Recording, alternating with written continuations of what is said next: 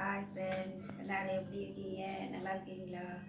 இன்றைக்கி நம்ம என்ன செய்ய போகிறோம் அப்படின்னா, எப்படியும் நம்ம வீட்டில் பழைய சோத்துக்கு சட்னி சம்மந்தி எல்லாம் நம்ம அரைப்போம் இல்லையா, பருப்பு துவையல் அதெல்லாம் அரைக்கிறீங்களா, அந்த மாதிரி நம்ம இன்றைக்கி தேங்காய் பொடி பண்ண போகிறோம். கொஞ்சம் காரசாரமாக நம்ம அதை அரைக்க போகிறோம். இது நம்ம பழைய சோத்துக்கு கஞ்சிக்கு எல்லாத்தையும் நம்ம சாப்பிட்லாம், சோத்தில் பிசைஞ்சு சாப்பிட்டுக்கலாம். அந்த மாதிரி நம்ம தேங்காய் பொடி போட்டுக்கலாம். எப்படி செய்யலாம் அப்படின்னு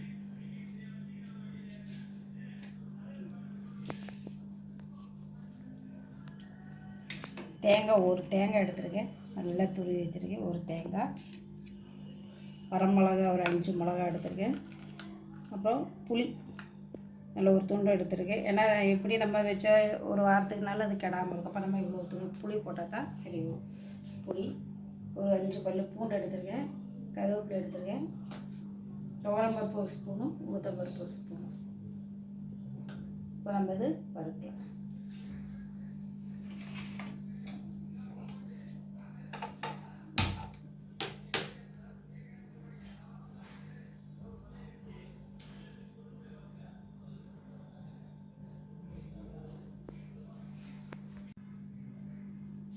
நம்ம லைட்டாக ஒரு ஸ்பூனு எண்ணெய் ஊற்றிருக்கோம். ரொம்ப எண்ணெய் தேவையில்லை. அதிலே எண்ணெய் நம்ம நல்லா வறுக்க எண்ணெய் வந்துடும். அப்போ நம்ம இதிலே எண்ணெய் ஊற்றிருக்கோம். ஒரு ஸ்பூனை தான் ஊற்றிட்டு இப்போ இதில் நம்ம எல்லாம் வதக்கி எடுத்துடலாம், வறுத்து எடுத்துடலாம். வதக்கிறது வேற, வறுக்கிறது மொறுன்னு எடுத்துக்கணும். கருவேப்பிலையெல்லாம் மிளகாய் இருக்குது.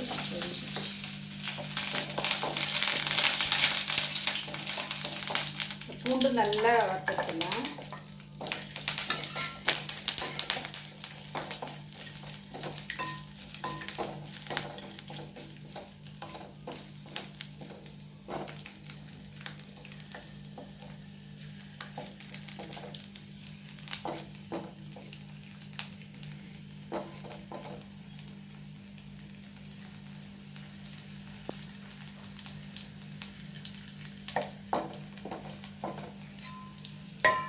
பூண்டுக்கு இந்த கருவேப்பிலை முறுமுறுன்னு ஆயிடுச்சு. முறுமுறுன்னு ஆயிடுச்சு. நம்ம தனித்தனியாக வறுத்து எடுத்துடலாம். அப்படி தான் நல்ல வாசனை இருக்கும். பூண்டு நம்ம தோலோடையும் போட்டுக்கலாம், ஏன்னா அது பொடிஞ்சு போயிடும். எதுனா இங்கே இருக்கா, இந்த மாதிரி முறுமுறுன்னு கருவேப்பிலை பொடிச்சு எடுத்தால் அது வந்து கூட பொடிஞ்சிடும்.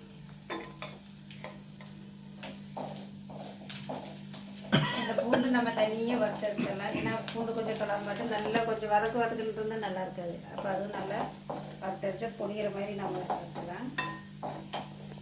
சிம்மில் வச்சு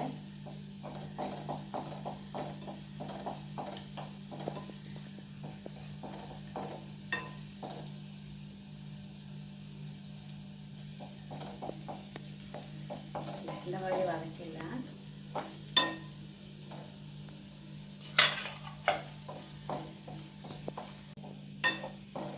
பூண்டு இந்த மாதிரி வதக்கிடலாம்.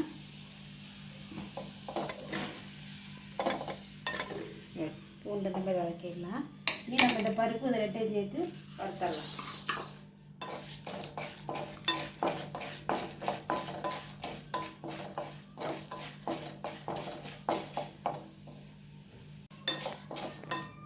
பருப்பு நல்லா வறுத்தாச்சு. இதை நம்ம அப்படியே எடுத்துடலாம்.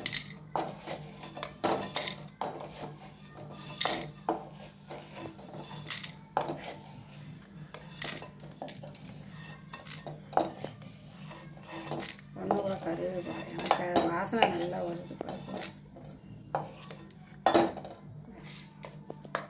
இதில் அப்படியே மிளகும் புளியும் போட்டு வறுத்தலாம்.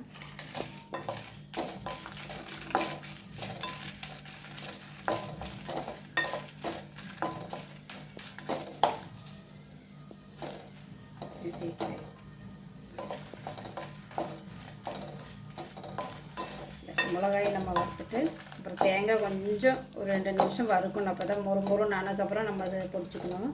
இதை மிளகாயிட்டு மிளகு வறுத்தாச்சு.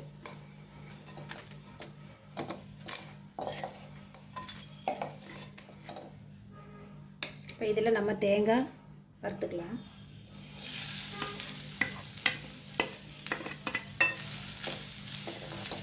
இந்த சிம்மில் வச்சு இப்படியே வறுத்துருங்க.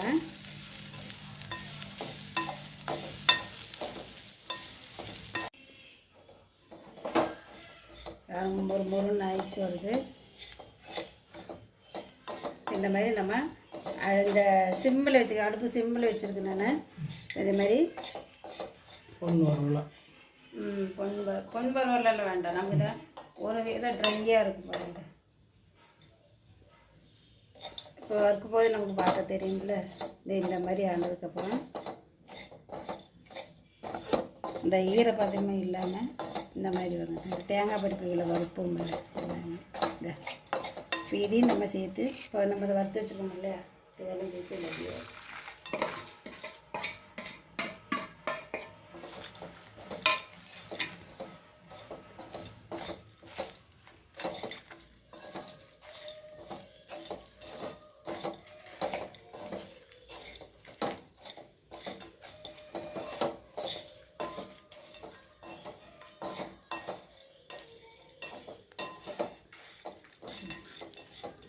இந்த மாதிரி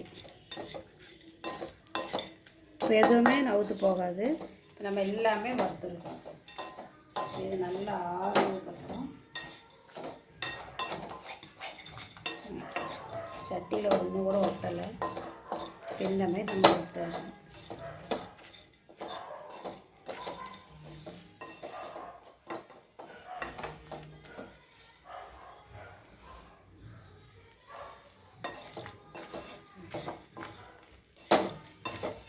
இது நல்லா ஆறட்டும்.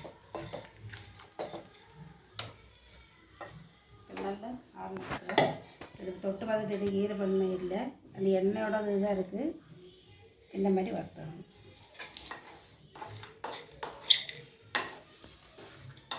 இதில் நான் வறுக்கும்போது உப்பு போட்டு வறுத்துருக்கேன். அப்போ சீக்கிரம் கொஞ்சம் அப்படியே ஈரத்தன்மை இல்லாமல் அதிலே வறுத்து கிடைக்கும் நமக்கு. அந்த மாதிரி இந்த மாதிரி வறுத்துக்கலாம். இது நல்லா ஆறட்டும். ஆறுனதுக்கப்புறம் நம்ம பொடிச்சிக்கலாம்.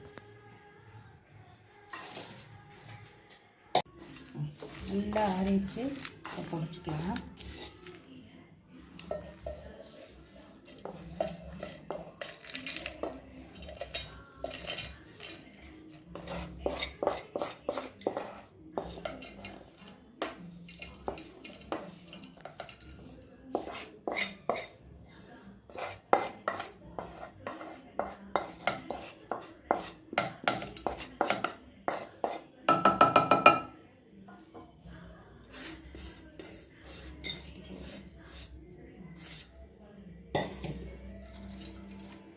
நல்லா வரன்னு ஆயிடுச்சுல்ல, இதை அப்படியே பொடி பண்ணிடலாம்.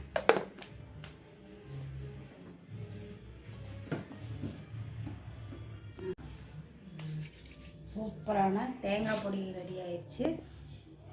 நல்ல சாதத்துக்கெல்லாம் நல்லா எண்ணெய் ஊற்றி நம்ம பிசைஞ்சு சாப்பிட்லாம். சாதம் சூப்பராக இருக்கும். பழைய சாதத்துக்கு நல்லாயிருக்கும், கம்பங்கூழுக்கு நல்லாயிருக்கும். நல்ல எல்லாத்துக்குமே நல்ல டேஸ்ட்டு. தயிர் சாதத்துக்கு மிக மிக ரொம்ப டேஸ்ட்டாக இருக்கும். இதை மாதிரி கண்டிப்பாக நீங்கள் செஞ்சு பாருங்கள் வீட்டில். உங்களுக்கு செஞ்சு பார்த்து உங்களுக்கு பிடிச்சதுன்னா எங்களுக்கு கமெண்ட் பண்ணுங்கள், ஷேர் பண்ணுங்கள், சப்ஸ்கிரைப் பண்ணுங்கள், பெல் பட்டனை கிளிக் பண்ணுங்கள். டாட்டா, பாய் பாய். அடுத்த வீடியோவை சந்திக்கலாம்.